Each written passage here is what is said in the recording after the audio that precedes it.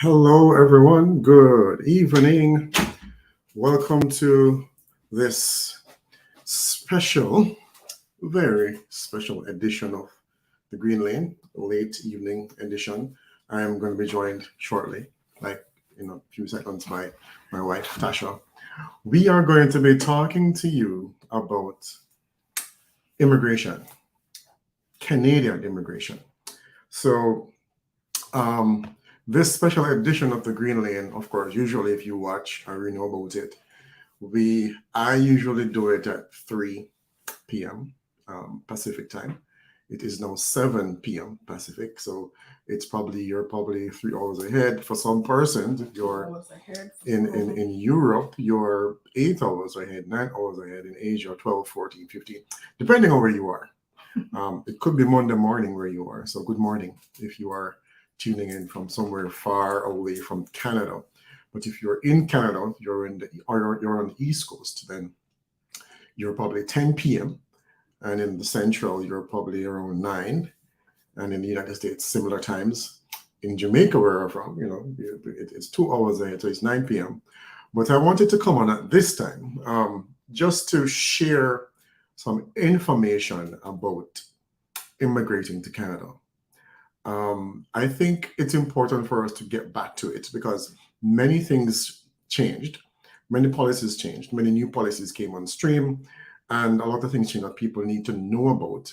And people are still asking questions. Let me just say this. If you're planning to move to Canada, all the information you need is online. However, not many persons know where to find it, or if they find it, it's just a lot. And many persons don't spend the time to read. So I think this is important to share since we know, and people are even now planning to move to Canada, but they have many questions to ask. Hasten to say as well that you can use a registered consultant if you don't know what to do, if you don't have the time. It's okay to pay a consultant. However, if you just take half an hour, you can literally read for yourself and apply for your own study or work visa. Do your express entry application for yourself just by reading. However, not everybody does that. So we're going to share some information with you. We're streaming live from Facebook, the Green Lane on YouTube, and Low Key Life on YouTube as well. So you can join from YouTube or Facebook. Of course, you may not see this, but you can share it. And if you know someone who is planning on moving to Canada, you can share it with them as well. All right, we're going to jump in. First things first, I want to share is where do you start? You're planning to move to Canada. We're going to share the banner. Let's talk immigration, Canada. The first thing I want to share with you is where to start. This is where you start. You see the banner at the bottom of the screen. It's the IRCC website. IRCC stands for Immigration, Refugees, and Citizenship Canada. The website that you go to is cic.gc.ca. You may also type in canada.ca and you can find it there. I'm going to share that screen with you and just give you a run through of what that looks like. And then you can have an idea. So it's, let me just pull it up here for you. All right. So that's what you will see when you type in cic.gc.ca. So I'm going to just go on that page and just walk you through a little bit what you do. So when you go on that page, of course, if you speak French, click French, English, click on English. It will take you here, right? And it will give you a few options.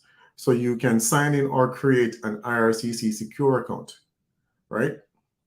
What if you've never applied for a study visa or a work visa or anything like that? You will select the option that applies to you, right? You can get more information. You can click on work or study, whichever you're coming to do, right? If you want to visit and you're applying for a temporary resident visa, you click on visit. I'm just going to click on one. I'm just click on application. When you click on application, you have the options of, um, you can find forms and guides. You can get information on this page, depending on, what information you need, right? And it's important for you to take some time to read as well. And you can check processing times just to give you an idea of how long it would take you to apply for a permit or a visa, right? So let's just go through this part just to check. You want to check to see how long it would take. Let's say you're applying for temporary resident, which most persons, most foreigners apply for. One of these three categories: visit, study, or work. You click on that, and you will now select which visa you want to apply for or which permit you want to apply for. Good. So let's say you're coming to Canada to study, right? You're outside Canada. If you're inside Canada, you select the other option. So let's say you're coming to study. It's a lot of people do that. Get processing time, right? It will tell you that's a ballpark, right? So right now it's 7 weeks. The processing time for a study permit is 7 weeks. Applying outside Canada. For applying from outside Canada. That's 7 weeks if you submit all the information, all the required information, right?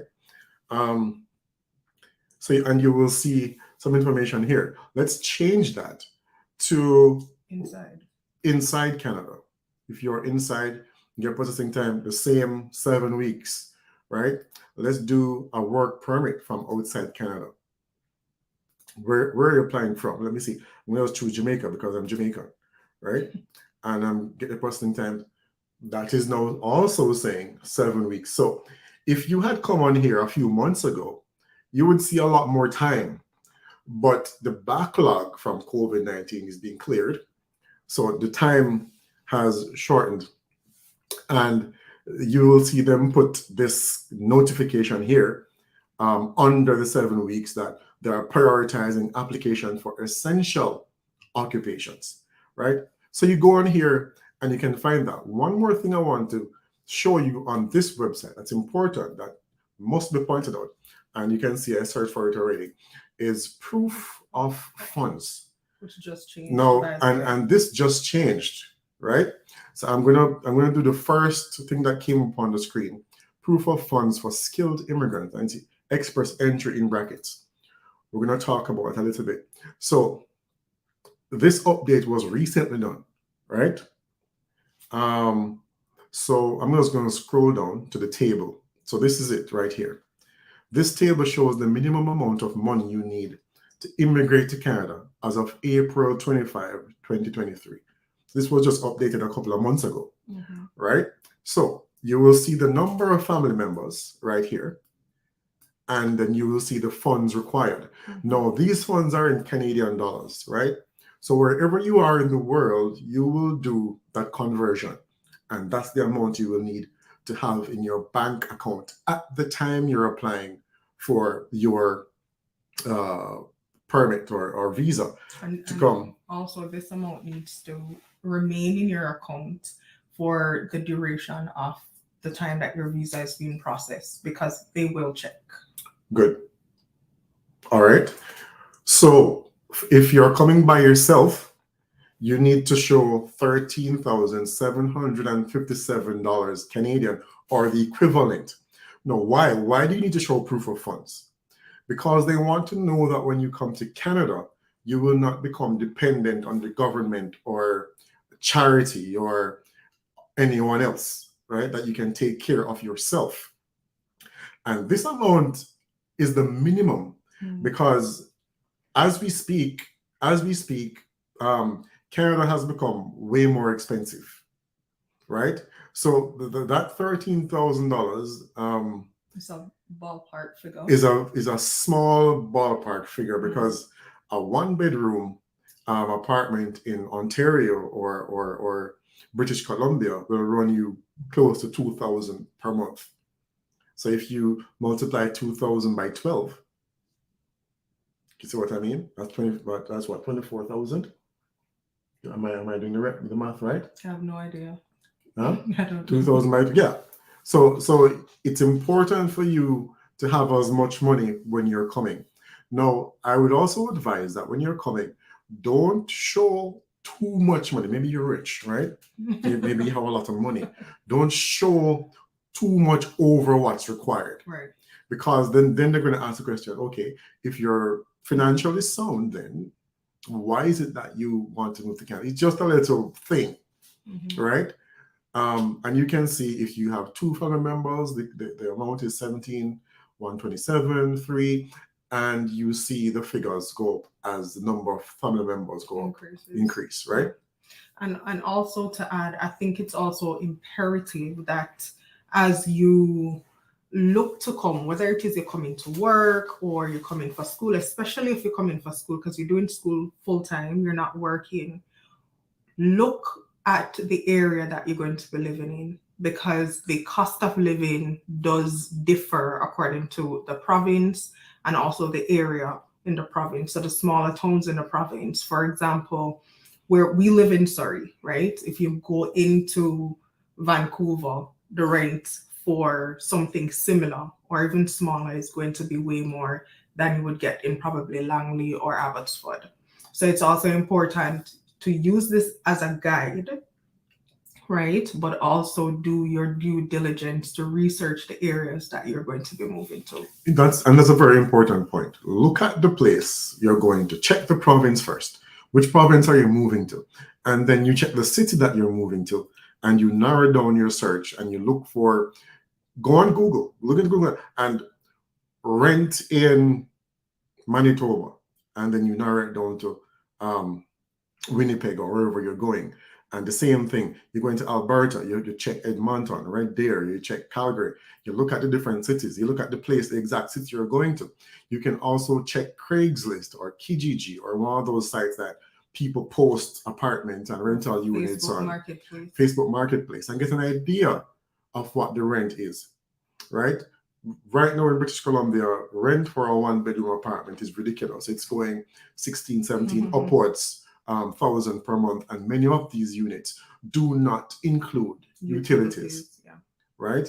We have been blessed to be in this apartment that we are, a 2-bedroom basement suite, and we got that really for $1,500, and it was way back, not way back. It was way back. It was last year. It was last year. And it goes to show how quickly things have gone up in a short period of time. This was last January, right? And no, you can't get what we have now for that price. All right. So just looking at 2-bedroom apartments, and it's not a new apartment based on what the pictures are showing, and it's $1,900. And does it include utilities? It is. Yes, it does. And that includes utilities. So you still have those units out there. Yeah, but this is not a new unit. Right. Right. So that's also something you want to take into consideration, because some of these units are pretty rundown. We got this brand new. Yeah. Yeah. So it's important to do some research. Please research. Please read. But you won't get a full picture of everything until you get here. Right. Until you're here. Right. So the research is to give you some information to kind of prepare you mentally for what's here. Okay, so it's important to do that checking. And this website that I'm on is really good for you to read. And when you come on this website, you may not know what to look for. Just type what you're looking for in the search bar. If you're looking for designated learning institutions, you type that here. DLI. You proof of funds, you type it in, and you search for what you want, and you read it, right? And I would recommend as well, if you're coming to study, it is this amount. I would recommend you have this amount. There, some person will say 10,000, but I recommend using this as a guide as well. So you need to show 1 year's tuition plus this amount. Okay, if you're coming to study and you're coming with spouse and children, depending on the size of the family, then you add that tuition to this amount, and that's the amount you will need to show in your bank account at the time you apply for your study permit. And as you mentioned, coming with family, another thing that I think families miss a lot of times when they're coming, they don't consider, they don't think about daycare if the child is under 4 years old. You need to be thinking about daycare, and typically, from what I know, there's no subsidy for persons coming outside of Canada. For foreigners coming, foreigners. Right? So it won't be subsidized. So that's something that's coming directly out of your pocket. And daycare is quite costly here. The other thing is that your child might be school age, but then you don't have any after school daycare for your child, right? So you find that cuts into you being able to take on a full-time job or doing more hours as if you didn't have a child to cater for. So those are some things that you definitely want to keep in mind when you're coming. And if you're coming with a family, if you're coming by yourself, even if you're coming with your spouse, more likely than not, your spouse is going to be working full-time while you are going to school, right? So those are little things that you also want to keep into consideration. And again, check the area that you're going to go, check the wait list, because these are things that you can access. The wait list for daycare, the wait list for after school care, and those things, because it is important. Use the resources available to you because the information is online, but this is the main source, right?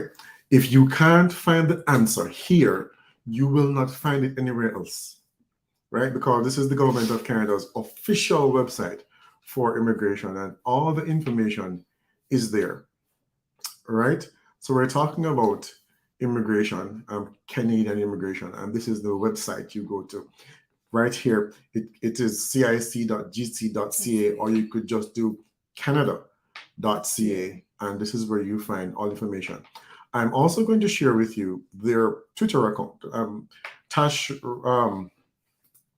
showed me this account recently, and I went on there, and it's very useful. So you can follow Immigration, Refugees, and Citizenship Canada on Twitter. And you will see all the new updates and information and changes and press briefings from the minister, Tasha's best friend. and hey, Sean. And you can get many updates. I'm going to share that with you right now. Their Twitter account, you can just go on Twitter and you can type in IRCC. And you will see their Twitter feed come up, and you can follow their Twitter account and you will get updates. Now, if you go on their Twitter account, as you can see here, right, you can contact them via Facebook, straightforward and easily. On Facebook Messenger, click that link, it takes you to Facebook. And then as you scroll down, you will see different things happening, right? Let me just go to this. This is a new one, Student Direct Stream. Right, and you click on that link, and you will see that the eligibility for this new stream for international students, if you're from one of the countries listed there, right? So if you see, just a sec, I clicked on that, I changed the screen. All right, where am I? So go back here. Hang on, here, right? These are all the countries. If you're from one of these countries, you're a citizen of these countries, and you live there right now, you can apply for a faster processing for your study permit. Yeah. So in the Caribbean, you are talking about Antigua and Barbuda, and I think I saw one more Caribbean country, or not one more, a few more, Trinidad and Tobago, St. Vincent and the Grenadines, right? And then you have Brazil, South America, Colombia, Costa Rica is in the Caribbean, India, Morocco, Pakistan, Peru, Philippines, Senegal, and Vietnam, right? So they selected these countries for fast processing of study permits. Other requirements, you have an acceptance letter from a post-secondary designated learning institution. I'm going to click on that shortly to go some more on that. You will live outside Canada when you apply. You have proof you've paid your tuition for the first year, as mentioned earlier. And you have a guaranteed investment certificate of 10,000 Canadian dollars, right? Again, proof of funds is you can't go around Mandatory. it. It's mandatory, right? So this is usually what students need to show, plus their tuition for the first year of study, right? Bear in mind. So you ask the question, you want to come to Canada to study. How much money do I need to have? If you're a single person, you're coming by yourself, it's that first year tuition plus at least $10,000 that you need to show, right? At the time you're applying. And then there are other things here. You can look at it, get a medical exam if required, as you can see here, if you need one, right? So once you create your account on the IRCC website and you answer all the questions correctly, you will see a checklist where you upload all your documents, complete the forms, and upload the completed forms. On that checklist, you will see whether you need a medical exam, a police certificate, etc. So it's saying if you need one, you upload all those things, transcripts, etc. And let me just interject here, because we have had the opportunity of assisting quite a number of persons with this. And one of the things that we find to be quite annoying and repetitive is, would be persons saying to us, oh, X, Y, and Z said that they did this or they did that, or I am supposed to also provide this and I'm supposed to also provide that. Guys, read. Please read. As Derville just said, once you create your account, a checklist will be generated specifically for you. All right. And that list will guide the documents that you need to provide. Whatever it needs from you, you will get it on that list. So even if Tom submitted a police record, it doesn't necessarily mean that you need to provide a police record. Right. After you've submitted everything that is required that was generated on that particular list, and you sent that in, if IRCC, and that's a if they need additional documents from you, you will get an email saying you have a new message. You will go into your account, you will open that message, and you will see what additional information they're asking you for. Very important. So please stay away from what Tom, Dick, and Harry did and focus on the checklist that was generated specifically for you. Each case is specific to the applicant, right? So you have to pay attention to the communication sent to you. You can ask someone questions, but when you ask questions, don't take what someone says and run with it. You need to do the checking for yourself because it's your application, right? It's your application. So this page I was going through a while ago about a new stream to make the student visa application process faster.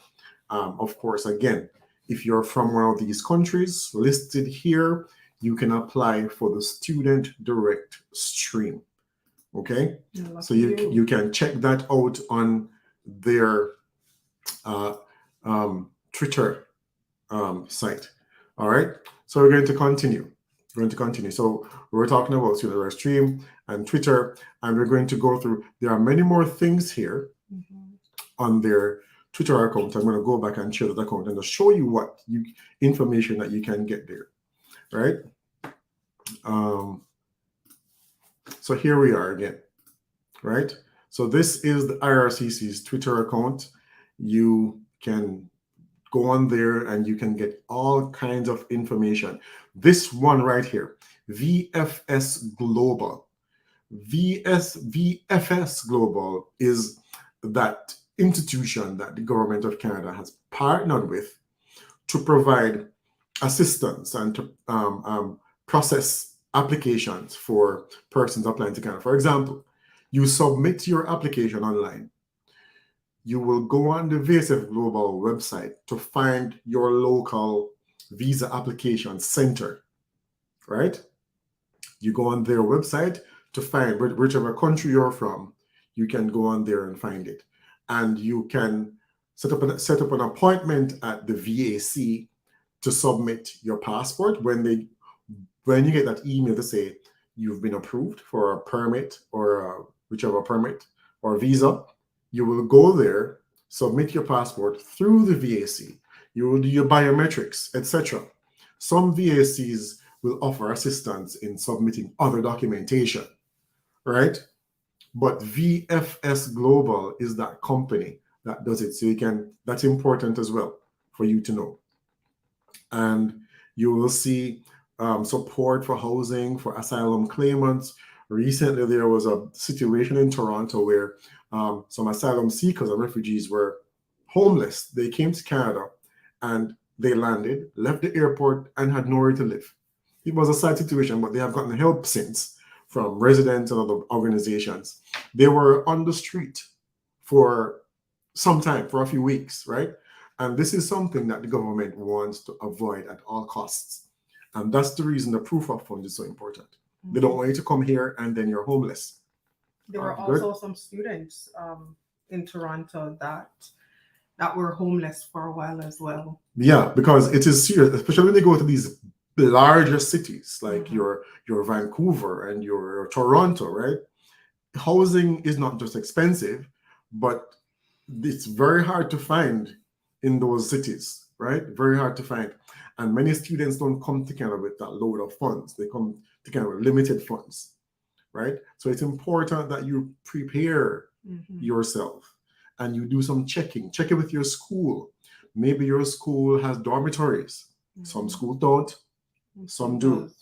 So you can check those things. Make sure your housing is prepared and you're ready, because you can't come to a new country and don't have anywhere to live. It's a very tough time you're going to have if you don't have anywhere to live. Especially in the winter. Checking for housing is important, and all that is here. We talked about this during the stream a while ago. You can ask questions. Here's a common question that the help center. You can go to the help center as well. If you don't know, I'm going to click on that yet, right? But you can go to the help center on the IRCC website to ask questions or to read frequently asked questions. One is, I'm an international student in Canada. Can I work while studying? I can tell you the answer to that is yes. How long can you work? It was recently updated. They increased the hours of work for students from 20 hours to 40 hours.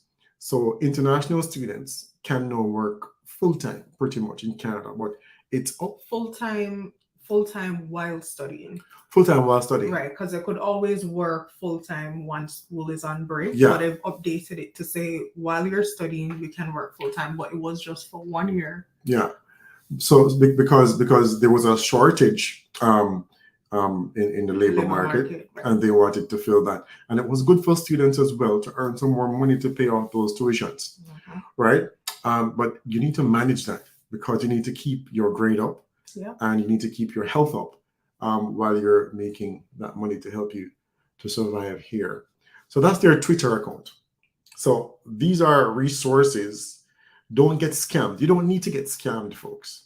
This is so common. You don't need to be scammed. You'll be surprised so common. How many persons get scammed when they're preparing to come to Canada. They get scammed a lot. So you don't have to put yourself at that risk. Go to the IRCC website, go to the IRCC's Twitter account, and you can get help you need. You can also reach out to Tash and I through our YouTube channels, Green Lane or Low Key Life on YouTube, and we will help you. You can reach out to us on Facebook if you wish, and you can ask us questions. And because of our experience and our knowledge, we can share that with you. Speaking of experience and knowledge, I wrote a guide for immigrants some time ago, updated it. It's a really good guide, but again, people don't read, so it's a book. I mean, I don't know what to say, but it's a simple book. It's simplified with guides based on our experience and knowledge that we gained while working in employment services here. I'm just going to share that with you quickly as well, so you can find that if you're looking for additional information, right? This is the book here. It's Immigrating to Canada, Prepare for Change. Key things you need to know before moving to Canada. It's a little guide to help you with your preparation to move to Canada. We walk you through how we did what we did and the important things to pay attention to when you're moving. Talking about housing, as we mentioned earlier. When you get here, opening your bank account, getting your SIN number, all those things, buying a car. And we have become experts on this buying a car thing. It took us a while because every time we go into a dealership to talk about getting a car, we learn more and we learn more. And salespersons don't share details. They just want to sell you a car. So it's important, for you to get this guide to kind of help you to maneuver those changes and as not you to plan make to some of the come. mistakes we did. Yeah, and if you have any questions, please ask. I haven't seen any questions in the comment sections as yet, but if you have questions, we're happy to share the information with you. Um, and that book is available on Amazon. It's very cheap. It's $10.99 for the paperback, and you can get the ebook for I think $4.99. So help is there for you If you want it. if you want it. You don't need to get scammed at all. So that's a book you can get on Amazon to help you out. And again, if you know someone who is planning to move, just share this information with them. This video will be on the Green Lane channel. It will be on Low Key Life, and it will be also on Facebook. Share it. This book is on Amazon. You can go and get it just to guide you in your planning and preparation, which is imperative as you look at moving to Canada. Something I want to talk about is the cost of living, right? That has really increased drastically over the past 2 years. We moved to Canada in 2017 and it was nothing like now. When we moved, we were going to Walmart and we were filling our shopping cart for less than $100, believe it or not. And now we're scraping at 200. So the cost of groceries, believe it or not, has doubled over the past 5 years. Doubled. Okay, so the cost of living in terms of groceries, it has doubled, right? So it's important for you to know it. A family, a husband, wife, and 2 kids easily spends $300 per week on groceries. Oof. So again, as Tash mentioned earlier, if you come to Canada, if you are coming to Canada with children, you need to prepare those finances like to the T. Prepare yourself because it will be expensive. So you're spending easily $1,200 per month on groceries because those children eat a lot and you are eating as well. And you're talking about fabric softener and detergent for washing clothes and other things like toothpaste and everything like that that you need in the house, right? Cereal, milk, all those things. Okay, vegetables have also become more expensive. You know what I mean? And we will soon be facing a shortage of rice because just this past week, India has banned the export of rice, and I think that is stemming from Russia cutting off the grain supplies. So you find that these conflicts that are happening in the world affect us indirectly and can cause economic shocks that some persons don't know how to handle. And we can't recover from it if we're not careful. So it's important for you to prepare as you come because this global inflation that we've been seeing, it's real in Canada, right? And if not for the mercies of God, then the suffering will be way more. But thankfully, the labor market is robust, quote unquote, although employers are contracting their recruitment. People still have work and people still can find work. And that is why the immigration numbers are increasing because there are jobs out there to be filled slowly but surely. So that's one point I wanted to make. Another point is, did you say anything? No. Okay. So one thing that's happening that we've been observing is regarding housing in Canada is the cost. Now, of course, when you land as a new immigrant, you're not going to buy a house, right? You're going to pay rent. Rent is expensive everywhere. It's more expensive everywhere now. The cheapest rent you'll find is possibly in Alberta, right? Or the Northern Territories. But most immigrants don't move to Canada and go to the Northern Territories, the three territories. They go to one of the provinces, right? Ontario being the most popular province for immigrants, right? And immigrants go to Ontario at their own risk and they go and they learn how to maneuver. Some adapt quickly, others, it takes them a longer time because of the expenses, right? And the competition for the jobs.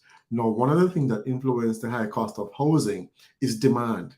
So you find in Ontario and British Columbia, the Vancouver metro area, Toronto metro area, rent is high. And just recently, the Bank of Canada has increased interest rates on mortgages to 5%. So you find that homeowners are grappling with the cost of owning a home. So they pass on some of that to their tenants, right? So that is what you'll find now. Because of the higher cost of mortgage, rent is increasing, right? Property taxes have increased. So the rent is increasing, right? So you find, for example, if we move from this apartment that we are now, and we should return next month, we will not be paying the $1,500 we're paying now. We're probably going to pay $2,000 because that's where the market is, right? So Tash is going to share some information with you, and I'm spending some time on this because it's the most important thing. When you get here or before you come, you want to know you have somewhere to live, right? And I have the book on the screen so you can see it there, so you can go on Amazon and get it to help to guide you. I'm going to remove it shortly, and I'm going to share again where you go to start. This is where your planning starts. If you're planning to come to Canada to study or to work, you start at cic.gc.ca. On this website, you can create your free account and you can upload your documents and you can pay your fee for your permit by yourself. You don't need a consultant. Everything is here. However, if it's too much for you, you can get a consultant or another representative to do it for you. All right. So all right, I'm so going to remove this. Just going to share, and you can always check this for yourself. We always encourage that you do your own reading. So I'm on rentals.ca, and I'm just going to share a few of the rental costs for just one bedroom in some of these areas, right? Rentals.ca, and this is as of July 2023. Vancouver, one bedroom. So this is in British Columbia. According to rental.ca, Is it rental or rentals? Rentals. Okay. With a nice yes. Yeah, thanks. .ca. It's $2,945. That's for a one bedroom. I'm going to scroll down, and of course, before I scroll down, so this is the major city here. I'm going to look at a smaller area, well, not so small, but smaller area than Vancouver, Burnaby, and it's $2,578 for a one bedroom. Right? I'm going to jump over to Surrey, which is a even smaller city here in British Columbia. It's $1,954. Now, as Derville said earlier, if we were to leave this apartment right now, two-bedroom apartment, there is absolutely no way we would get it for what we're paying now, which is, we're pretty transparent, which is $1,500. A one-bedroom in Surrey right now is $1,900 plus for a one bedroom, and I'm not sure if that includes utilities, right? It may not. Jumping over to Ontario, let's land at London, Ontario, and I chose London because my sister lives there. It's $1,755 for a 1-bedroom. So again, this is in Ontario. So you can get cheaper apartments. And this is why we say when you're coming, research the area, because it's impossible for you to get a 1-bedroom at this 1,700 price point in Toronto, right? So it's important for you to look at the location where you're going. Going over to Nova Scotia, Halifax, and a 1-bedroom is $1,806. Moving down to Saskatchewan, 1-bedroom, Regina, Saskatchewan is $1,096. So again, where you're going plays a very pivotal part in how you prepare financially to come. The $10,000 is across the board. Doesn't matter what province you're going. You need to be able to show the $10,000 plus if you're coming to work, if you're coming for school, if you're coming, whatever it is that you're coming for. That's the minimum, right? But doing additional research of the specific area, geographical location is also imperative in your preparation to move here.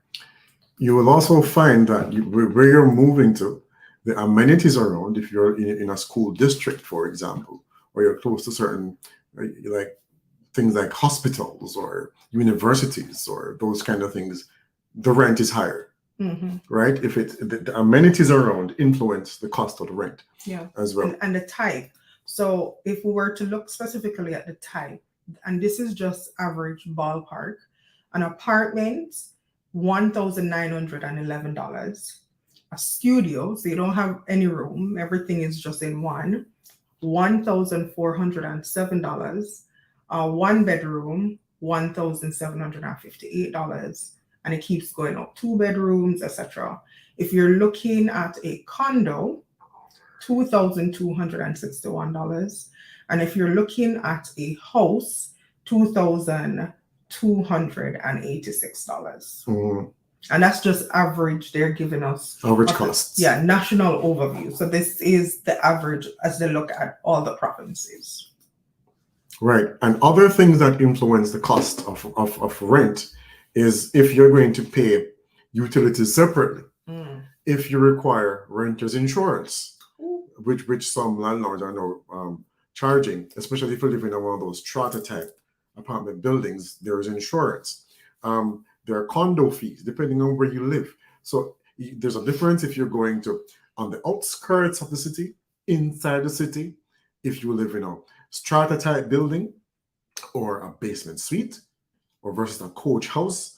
It just depends on the type of rental and if it includes utilities or not, right? And insurance, nowadays they're not absorbing that risk of anything that can happen, which things can happen, right?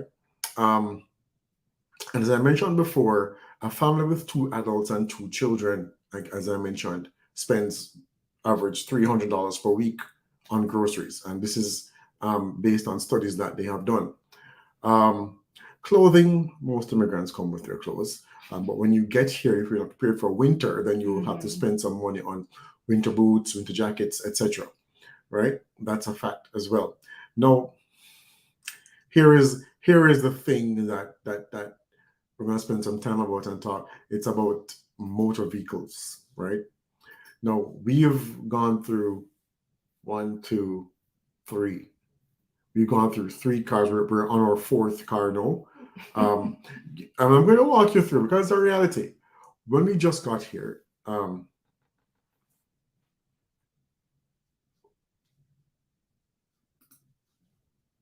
so I recommend when you just come to get something cheap, right? A car. Well, you got something very cheap. Yeah, a car that you can buy cash. That's what we recommend. So you can get that out of the way, build your credit, right? Build your credit, understand how everything works, right? And also, just to add there, if you don't need to buy a car initially, don't. Yeah. Right? Because it depends on the area. So some of the smaller towns don't necessarily have the transit system. Reliable commute. Right. So you may need to get a car. Yeah. And that was our situation. So we got a car for like $2,500. Yeah, at the time. At the time, because this was 2017. Yeah. Right. Just came. Yeah. So if you don't need to, by all means, use your transit system. Bus, train, and you save can as much figure as it out. possible. And then this is not for everybody, because if you're coming with children, of course you will not be able to just be on the bus or the train with the kids. Especially in winter. Getting groceries and stuff, you'll need a car. So it depends on your situation and where you live. If you're in Vancouver or Toronto, of course you have reliable transit depending on the section of the area that you are as well, right? So you need to figure that out. Now, when you just come, it's assumed that your credit is good, right? And the car dealerships are more now open to new immigrants, right? And they have special interest rates and stuff set up for new immigrants. They didn't have this in our time. No. My advice is take a deep breath. Take a deep breath. When you go into a car dealership, they don't want you to leave without a car. Hey. Especially if you're new, they know you know nothing. Be careful. Very careful. And if you know someone who lives here, don't be afraid to ask questions. Absolutely. It's important you shop around. You shop around, especially if you're from a country like Jamaica, where the cost of cars is twice the price of what it is in Canada and the United States, right? You're going to see a car and you're going to say, wow, in Jamaica, you would get this car for X dollars. You can't believe it's this cheap in Canada. That's not the right way to go about thinking about it, because it's going to cost you, right? And they're going to sell you something sometimes that you don't need, but it's nice, right? It's a nice car. Sounds good. And they're going to sell it to you the best way they can. But it's important that you shop around. Shop around and check everything. Check your air conditioning. Once you choose a car, check the air conditioning, especially if it's pre-owned or used. Check everything. Check, open the hood. Check everything. Check the tires. What I learned recently is that, especially for the pre-owned cars, a car will be driven by the previous owner, and then it's on the parking lot at the dealership, and it's there for a while, and you go there, it's in tip-top condition. You think that it looks that way, but tires have expiration dates, and those tires might look good, but they have expired. They won't tell you that, right? They won't tell you that. So it's important you check the tires, check the brakes. Of course, you're going to test drive the car, which is a good thing. But check every single thing. Check everything on the car. And whatever it is that they're telling you, that you're agreeing to, like, for example, they'll probably say, they'll give you a list of things that they've checked and everything that's working, and their department, is the best, and they've done all their due diligence. Make sure you have everything in writing, right? So, for example, if they're saying all these things are working and you drive away with the car and in a week you're like, this ain't working, you should be able to go back to them. A lot of them will not take responsibility, even though it's their fault why it's not working. I mean, we've only had the car probably for like 24 hours, literally. That's the thing. But they tell you all these things, and when you go back and you say, but hey, you said if this was the case, then we could have a conversation. They will not stand by their word. They will tell you anything to ensure that they get your money and you take the car, and then you are left with whatever else that needs to be done to the car. That is correct. So be careful. Have everything in writing. Be careful. Take your time. When I was young, back in the day, I would just walk into our car and I would just fall for their sweet talk and how they care about us, and they're giving us the best deal, and they're going to make sure that we're happy with the car that they choose. And you will go in there and you have your mind, you have done a little bit of research, and you're going to buy a particular car because you know that car well. And when you go, they try to sell you something else because they want to get rid of a particular stock on their lot, right? It's be vigilant, be alert, Yeah. right? Do your research. The other thing that we found out recently that they do here is that, for example, if you go in to do a trade-in, so you have a car and they don't want you to leave without getting a new car, right? They will oftentimes buy that car from, for example, they'll buy it from Derville and um they'll give Derville a really high price because they want Derville in this 2023 vehicle, yeah, because it benefits them more. And then I come in and I don't know anything about the market, and they end up selling me a car with, I don't know, 60,000 miles that is 7 years old, and you're paying a ridiculous amount for that vehicle because you need to offset the money that they spent with Derville to get his car in. And that's something that we recently learned from a car dealer. So it's good to also do your research when you're going in and know what you should be paying for what, right? Doing your due diligence, being vigilant and reading is important. So you know what you're getting into. You know what to expect when you go to a car dealership, right? Gary is asking, what part of Canada are you talking about? Surely immigration isn't the same in BC as it is in NB. So as we mentioned earlier, general immigration is federal government based, right? So you go to cisc.gc.ca to read on what you need to do in preparation to come to Canada.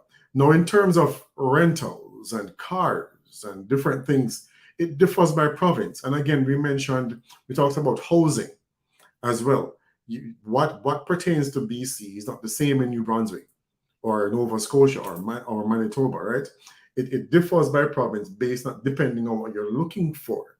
For example, we pay high taxes in British Columbia, 2 taxes, provincial sales tax and the other one. In Alberta, there's 1 tax, and it's a 5% tax. So you'll find that the cost of goods in Alberta is at a lower cost than it is in British Columbia. And I had up the National Bank of Canada's website earlier, or I still have it here. And it talks about different plans, cell phone plans and internet, etc. It spoke about taxes. So taxes on goods and services, right? The 5% federal goods and services tax applies to all provinces. Of course, it's federal. Federal applies to all provinces. In some provinces, such as Ontario, there's a tax known as the harmonized sales tax, which ranges from 13 to 15%, right? And when you go to Quebec, if you're in Quebec, their provincial sales tax ranges from 6% to 9.975%, right? The province of Alberta and the 3 northern territories don't have a provincial sales tax, I just mentioned before, right? Just the federal. Just the federal tax, okay? So the federal tax is 5%, and that's what they charge in Alberta. So you find out we visited Alberta, we went to Banff, and we went to the gas station in Calgary, and what we paid for fuel at the pump was shocking to us compared to what we pay for fuel at the pump in British Columbia. So all these factors, depending on the province you're moving to, right? All these factors vary from province to province, okay? If it's federal, it's all the same, right? But some provinces do their own provincial things, and it varies from province to province, right? So this is just a general conversation to help immigrants specifically. You're moving to Canada. You don't know what pertains. You don't know what to look for. You don't know what to expect. This is just to help you to understand how things work here. Income tax. Income tax is charged based on tax brackets, right? The more money you earn, the higher the percentage you pay in income tax. Okay. Yeah. So you find out we were earning under 50 grand. Some. As a matter of fact, let me pause here. We are in British Columbia, right? So we can tell you what's So a lot of the happening examples that we speak to pertains to BC. to BC, but we can give you little tidbits of other things that we've researched and know about other provinces as well, right? So some couple of years, last year or the years before, you earned 49,000 per annum or less. Mhm. You could expect a decent tax return when you file your taxes the following year, right? The following year. But once you go above $50,000 annually, then you may just break even when you file your taxes, right? And the different brackets there, I don't have the breakdown of the brackets now, but the more you earn, the more taxes you pay, right? And taxes range from 15 to 33% at the federal level. At the provincial level, they range from 4% to 21%. Again, that depends on the province. Okay, that's the range depending on the province you are in, right? And Gary is saying we have HST in NB2. That's a harmonized sales tax. I guess they join the blue taxes and they have one charge. I think in New Brunswick it's also 15%. Gary, if you can correct me on that. So it depends on where you are in the country. You will find, and the cost of housing is much lower in Alberta than British Columbia, right? You know, recently, and by recent, in the past week, my coworker was telling me, so I have coworkers all over the country because we all work remotely. And she was telling me that the cost of housing, it's increasing rapidly simply because, you know, the low cost of housing, it's been attracting a lot of persons across Canada, and they're getting an influx of persons moving there, buying up properties. So you find that, and I think something similar happened in Nova Scotia. You find that the rent is rapidly increasing as well as the cost for housing. Yeah, so rent as well as home ownership, once the demand increases, the price increases, right? It's basic economics. You find more people grabbing up property or want rental units, the prices will go up, right? So it's demand that's driving that. And I think it's the same thing in the lower mainland in BC. So many persons are moving from other provinces because in winter, British Columbia, the lower mainland, the southern section of British Columbia, the winter is pretty mild, right? And people prefer that. So you find that the cost of housing is skyrocketing because the demand is increasing. So in a nutshell, it is smart to plan your arrival by finding out more about the cost of living, not in Canada per se, but the city you're moving to. Exactly. Right? Focus on the city you're moving to. Because you might find in BC, you're in the lower mainland and you're coming to Vancouver, you're going to study or you're going to work. Or you're going to the interior, Okanagan, or maybe Vernon or Penticton.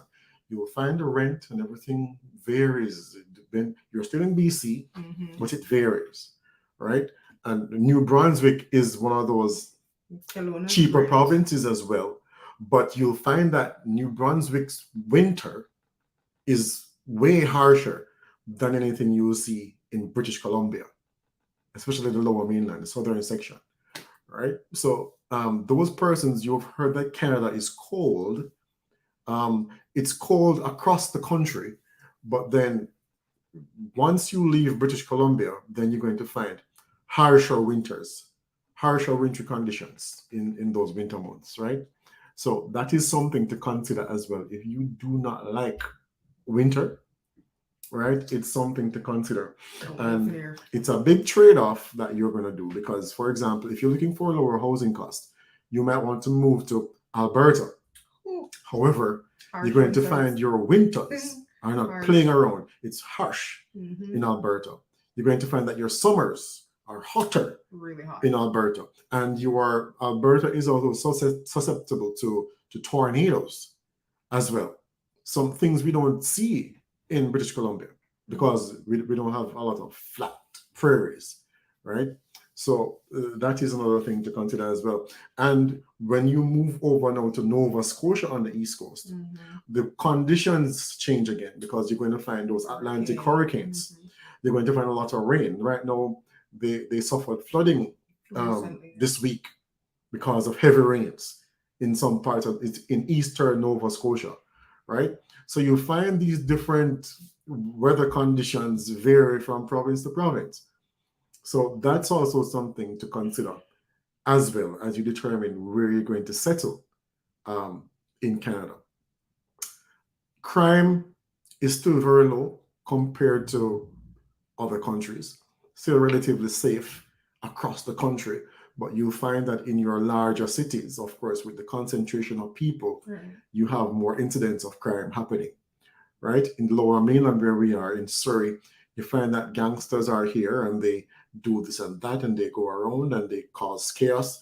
But I have to say kudos to the RCMP for being on top of, for the most part, they're on top of the law enforcement, to be honest, from my perspective. So it's still relatively safe. The community is just relatively safe. So there is no real anxiety around safety here, as far as we know. Is there anything you want to add to that? I don't know. I mean, I think you are general right. safety. Yeah, generally, I think it's safe. I mean, I don't know that I would get up 1 a.m. in Jamaica and go for a walk. Right. You know, that's something I've done here. So it's relatively safe. Safe. And you will see children, toddlers, right, in their helmets, riding their bikes in the community, riding around, and their parents aren't behind them because they feel safe enough to do whatever they need to do. Right. And you find many trails and people go on hikes, and you know it's when you're going on hikes, you don't prepare for danger from people, you prepare for danger from wildlife, right? So the environment is generally safe. Employment has contracted a little bit, so you find that it takes a longer time to get hired once you're searching for a job right now.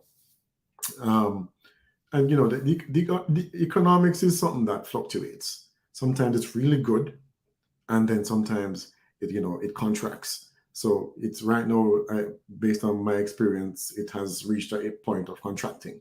Hopefully, not another recession, but it's still something you need to do, pray about, research about, and do all the checking and reading and budgeting that you need to do as you plan to move to Canada, because if you're not prepared, it will be hard. Okay? Yeah. It will be hard. So as much preparation as you can do, please do it. And again, where you start, cic.gc.ca, that's where you start. You can also go on their Twitter site, IRCC, find them on Twitter and follow, and you can get this immigration guide on Amazon that I wrote just to help immigrants. If you need that kind of help, you can get it, right? This is it right here. So you can go on Amazon, you can get this book, get this guide, reach out to us, and we'll be very happy to answer questions that you may have, especially if you're moving to British Columbia. We know other persons in other provinces we can reach out to ask questions. Feel free to reach out. The resources are online. You don't need to get scammed. Okay? Please don't get scammed. All the information is online. It's on the Canadian government's official website. You can just type in canada.ca and you can go there. Information is there. Go on their Twitter, go on Twitter, find them, IRCC. Get this book, reach out to us. There's no need to get scammed. All right. Thanks to Gary for those questions and comments. Anything else you want to add to that? No, just basically to reiterate what you said about being scammed. Recently I heard a comment about, and we didn't touch on this too much, about persons or consultants being able to get persons LMIA, labor market Impact impact assessments. assessment certificate. That is not true. I'm just going to say that here. It is not so.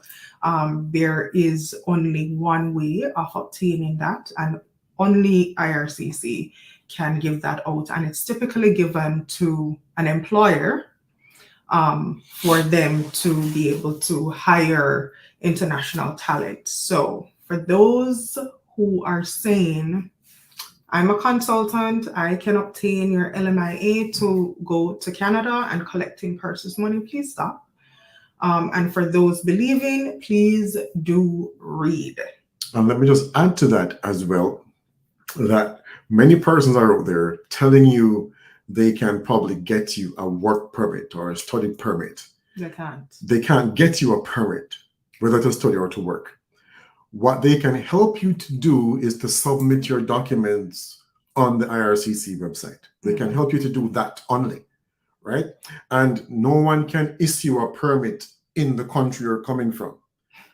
Yeah, work that's a permits, common one. work permits and study permits are issued when you land in Canada. The first airport you land at, usually it's Toronto, sometimes it's Vancouver, whichever airport you land at first as a new immigrant in Canada, maybe it's Pearson in Toronto, that's where you'll be processed. Everything will be checked there. And if everything is good, everything, you have all documentation and it's legitimate, you will get your study permit at the airport, at border services. Okay. And just to clarify, the study permit is a sheet of paper. It says study permit. So typically what you get in your country, in your homeland, is a stamp or your visa. Yeah, in your passport. That's just your visa. It's not your permit. So even if you go through immigration and for some reason you come out without getting your permit, and for example, you go into school, you will not be able to go to school without that sheet of paper. So that states it's your permit. Your permit is this size, A4, right? 8.5 by 11. Your permit is printed on paper size like this, right? Your study visa, what you get in your country, is a stamp in your passport to say yes. Yeah, you can travel. You can travel to Canada to study. You can travel to Canada as a temporary worker. That's what you get in your country from the High Commission in your country, right? Not a permit. No one can get you a permit in your country. So please stop paying out money. Stop, please. The person saying that they can get you, they cannot. Very important, because many persons are told this and they pay out all they have, thinking it's a 1, 2, 3 process. Yeah. And also, no one can get your application processed faster than what you see on the government website. And that's why I went through that earlier to show you the processing time. There is no faster way of getting anything outside of what the government says. These things are online. Please go there and check. We'll be here to assist if you need any help. Yep. All right. So reach out on Low-Key Life. We're on IG. You can reach out there, send us a direct message, and we'll be more than happy to respond. We'll be more than happy to respond. I hope this was helpful. Share it. And if you're coming to Canada, you're welcome to come if they approve you. And I hope you'll have a wonderful time. And I hope you'll have fun preparing to come. Fun. All right. Take care of yourselves, and I hope this was helpful.